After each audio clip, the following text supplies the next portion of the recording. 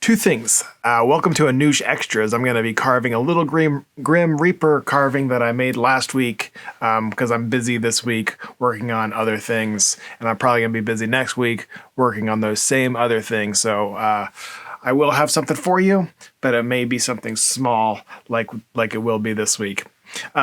Number two, Paige brought to my attention. Thank you, Paige. She brought to my attention that last week I included a little clip of the dance and shimmying skeleton, but the audio didn't make it into the final file. So I wanted to show you what that skeleton shimmying said right there. Shimmy, shimmy, trick or treat. Shimmy, shimmy, boo. I think I gave that enough time. All right, so that's number two. I wanted, for anyone who was wondering what that was, now you know. Number three, what was number three?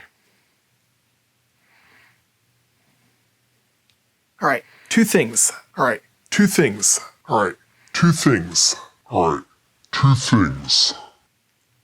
It's time to show you the little Grim Reaper carving and hear me talk about some things as I carve it.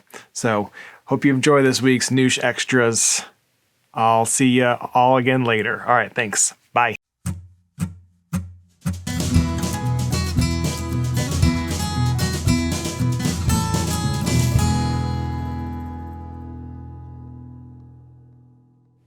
Hello. Welcome. I'm going to be carving this little Grim Reaper tiny carving. I'm doing a series of tiny terrors. What would something that starts with a W? Tiny, I don't know, creepy carvings, something like that. But I'm doing 15 Halloween themed carvings, and I'll put a picture of them all up right here.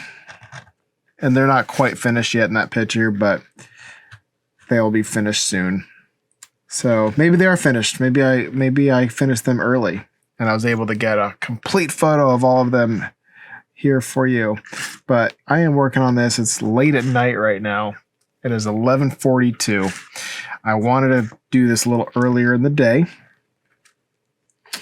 but too many people around me mowing the yards. So I decided to wait until it's quiet at 11:42 at night. And it is mostly quiet here at night. You might hear somebody driving like a Mustang real fast every now and then. But for the most part, it's quiet.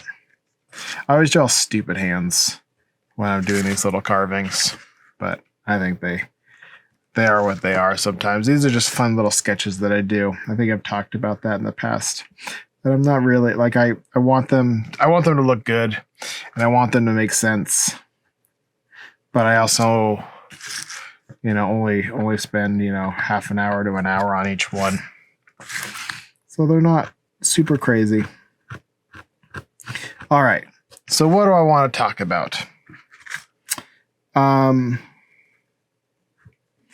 Let's see.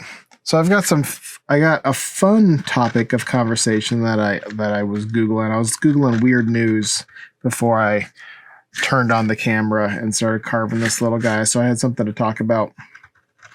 And the one piece of weird news that I found that caught my eye today, I tried to avoid all the sad news. And I went to something that is kind of interesting. And I found that scientists have discovered a flower that is carnivorous. And I know there's flowers that are carnivorous all over the place. I have a pitcher plant that I've had for a couple years that I keep on the porch here in Georgia. I think it's getting too big for the pot that I have it in. But I'll deal with that at some point. But this flower that is carnivorous it's a common wildflower up the West Coast, and I'll put a photo of it on the screen. And it just looks like a flower. It's really weird. And they say the way it eats flies is that it has like a sticky substance on its stem that goes the length of the stem, like top to bottom. And then when a fly lands on it, it sticks to it. And then it eats it through. They don't know how it eats it. They just know that it eats it because they left it on the flower for like a couple weeks, and then they had like an isotope inside the fly, and then that isotope made its way inside the flower after the fly was consumed. So that's how they know that the flower ate the fly. So that's kind of cool. I thought that was interesting.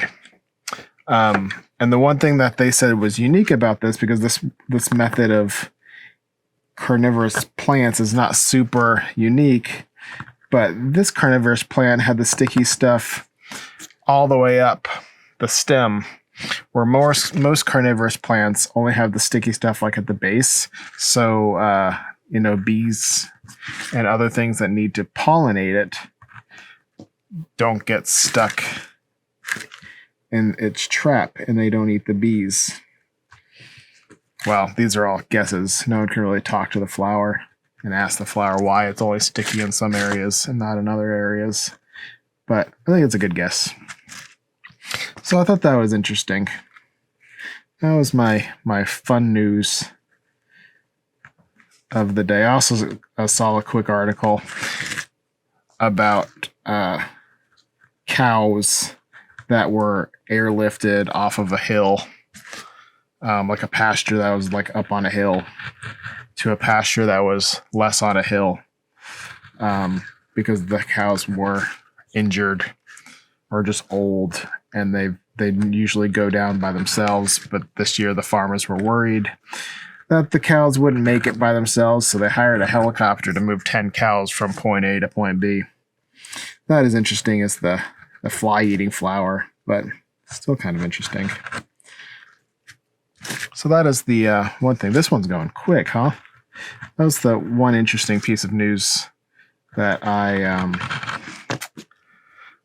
saw that I was going to come on here and talk to you guys about. The second thing that I want to talk about is it's an Instagram and TikTok trend that really just, I get the sentiment of the trend, but it kind of annoys me. It's the one where the people will show something that they're working on, and then they're like, it costs this much because it takes hours. And maybe I see it more because I follow a lot of artists and makers. But the reason it annoys me, and it's weird that it would annoy me, right, as a person who makes things and sells things for money, but it says it costs this much because it takes me hours. It costs this much because I don't have superpowers. I gotta pay the bills. I have skills. Basically, pay me what I tell you to pay me or leave me alone, is the sentiment of the song. And I believe that there is value in being affordable. It also goes on to say that I'm not overpriced, I'm out of your budget, and blah, blah, blah, blah, blah, blah, blah. Like I said, I think there's value in being affordable. And that doesn't mean to underprice your stuff. That just means, if you, I don't know, like for me, I'm going to talk about me because I only know me. I'm not going to talk about people who make candles, who is like 90% of the people that post these videos. And I'm not talking down on the candle makers. It's not, I don't make candles, so I can't talk about making candles.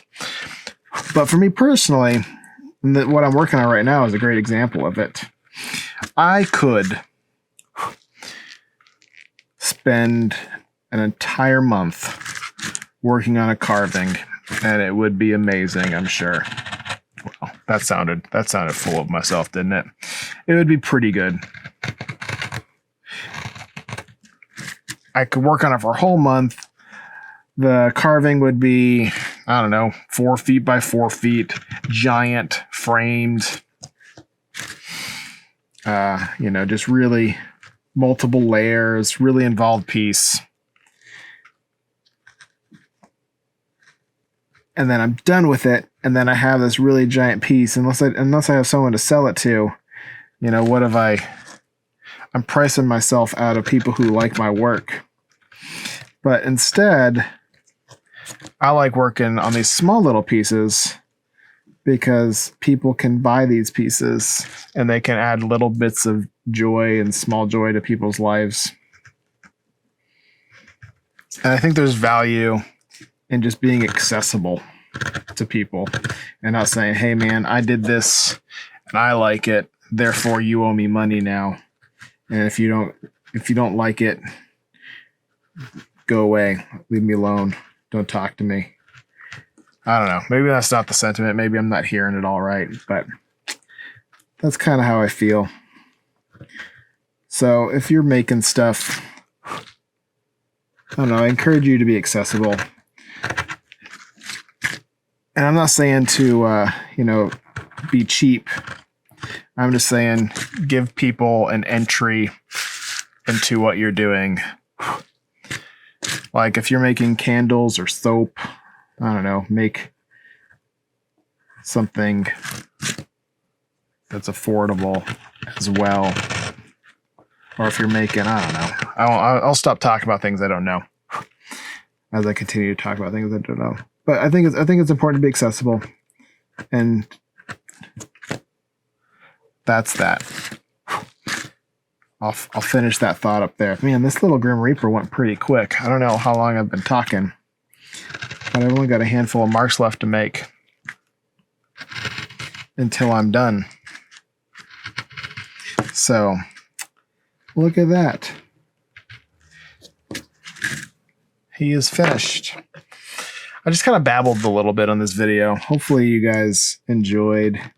Maybe I'll never post this if I watch it again. But I want to thank you for hanging out with me for this small little moment of me carving this Grim Reaper. Thanks for hanging out, and I'll see y'all later. All right. Thank you. Goodbye.